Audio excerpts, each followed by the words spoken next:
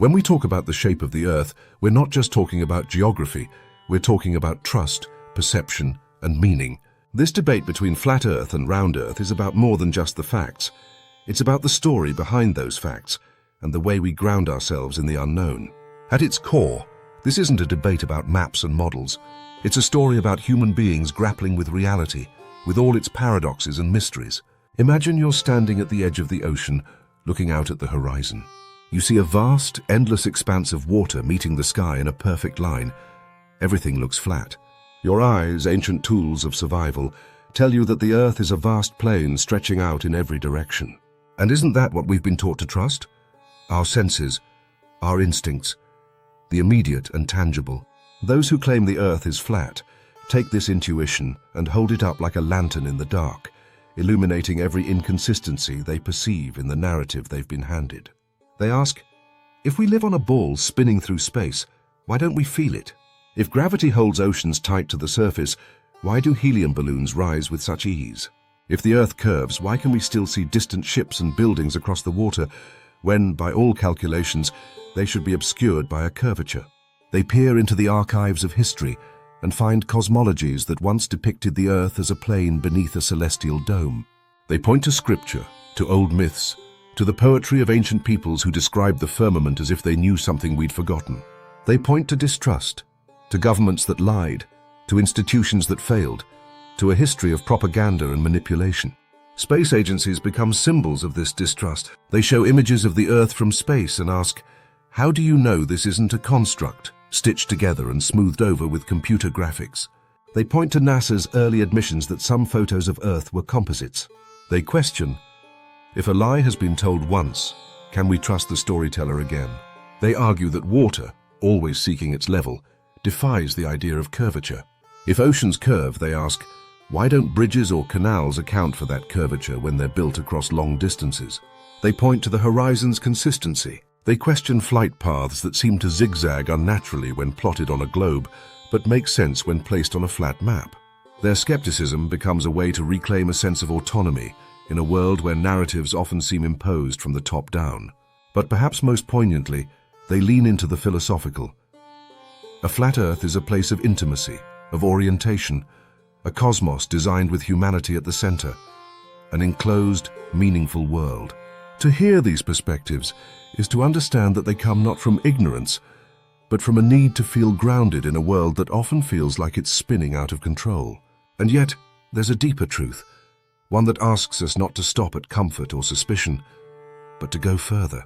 Let's turn now to the globe, not with the arrogance of assumed knowledge, but with curiosity, as if seeing it anew. The evidence for a spherical Earth isn't just based on what we've been told. It's something that has been observed, tested, and measured by countless independent minds. The ancient Greek mathematician Eratosthenes lived over 2,000 years ago, and with a simple yet brilliant experiment involving the shadows cast in two distant cities, measured the angle of the sun's rays and calculated the Earth's circumference with startling accuracy. His calculations revealed what was already suspected: the world curved. When we watch a lunar eclipse, we see the Earth cast a shadow on the moon, a shadow that is always round, no matter where the eclipse is visible from. If the Earth were flat, that shadow would distort. Ships don't just disappear into the distance, they vanish hull first, evidence of the curvature swallowing them as they sail away. And when planes fly long distances, they correct for curvature, imperceptibly to the passengers, but tangibly to the instruments guiding them. But perhaps the most powerful evidence isn't the science alone. It's the interconnectedness of that science. The Coriolis effect, which governs weather patterns and ocean currents, only makes sense on a spinning sphere. For example, hurricanes rotate in opposite directions in the northern and southern hemispheres due to this effect. Another example is the precise calculations that allow GPS satellites to triangulate your position depend on an understanding of Earth's shape. Denying the globe isn't just skepticism about a photo. It unravels an entire framework of interconnected evidence. What does it mean to trust? And where do we place that trust? It's true that history is full of lies, of half-truths that serve those in power. But does that mean all truths must fall? If one scientist fabricates data, does that discredit the lifetimes of others who have worked tirelessly in pursuit of understanding?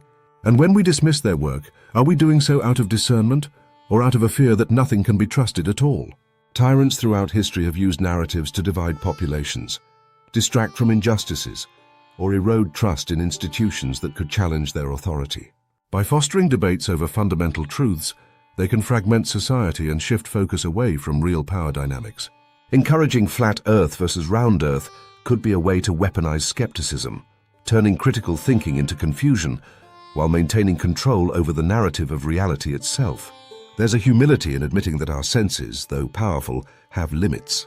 The Earth feels flat when we stand upon it, but so did the ground to ancient travelers who thought their continents were the extent of the world. Then they sailed past the horizon and saw new lands emerge. The curvature wasn't obvious until they dared to traverse farther than their comfort allowed. But this debate isn't just a tug-of-war over facts.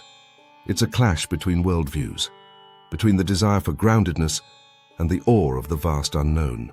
Perhaps those who champion the flat Earth theory are intuiting something symbolic, a truth about perception itself, like the way we experience reality as a limited view from the center of our own lives, similar to how we once thought the horizon was the edge of all that is. In this way, the flat Earth represents our limited perspective, the feeling of being at the center of our own subjective universe. The globe, in contrast, represents the broader paradigm, the interconnected whole that becomes clear when we step back and broaden our view beyond ourselves. So how do we reconcile? By recognizing that the impulse to question is sacred. Flat Earthers aren't foolish for asking, and round Earthers aren't sheep for trusting centuries of cumulative discovery. Both sides are engaged in the same human pursuit, to find meaning in a bewildering cosmos. What if the point of this debate isn't to win, but to learn what drives each of us to believe? To find that space between certainty and curiosity where real exploration begins. Reconciliation doesn't come by forcing agreement, it comes by asking better questions. Instead of asking, what shape is the Earth, we could ask, what shapes our understanding? Instead of asking, who's right, we could ask, what do we stand to gain if we listen? Flat Earthers, I see where you're coming from. You've seen enough lies and inconsistencies to make you question the whole system. You're not just rejecting the globe, you're rejecting the idea that someone else gets to dictate reality to you. That's not crazy, it's human. And to the round Earthers, you're not just repeating like parrots what you've been told. You trust the evidence because you believe in the process of science and discovery. To you, the round Earth isn't just a fact, it's a testament to centuries of observation, trial and error. You're both driven by the same desire for truth. You're both skeptical, just about different things. What if you stopped seeing each other as brainwashed or stubborn and started seeing each other as simply seekers who took different paths? Because when you strip away the labels, the heart of this debate isn't really about the shape of the planet. It's about our relationship with truth, authority, and each other. What if the point of this conversation isn't to win, but to learn from each other? The greatest journeys don't happen across oceans or even through space. They happen within. The true reconciliation isn't between flat and round, but between doubt and wonder. When we let go of the need to defend and allow ourselves to be humbled by what we don't know, we meet each other not as adversaries, but as fellow travelers standing beneath the same vast sky. And maybe that sky is arched above a sphere. Or maybe that sky's meaning isn't in its shape, but in how we dare to look up and ask what lies beyond it. To understand one another is to share in that gaze, to stand in awe of existence itself. The real shape that matters isn't the Earth's, it's the shape of our understanding, and that only expands when we're willing to listen, question, and grow together. Thanks for watching. If you found value in this video, please remember to like, share, and subscribe, and we'll see you next time.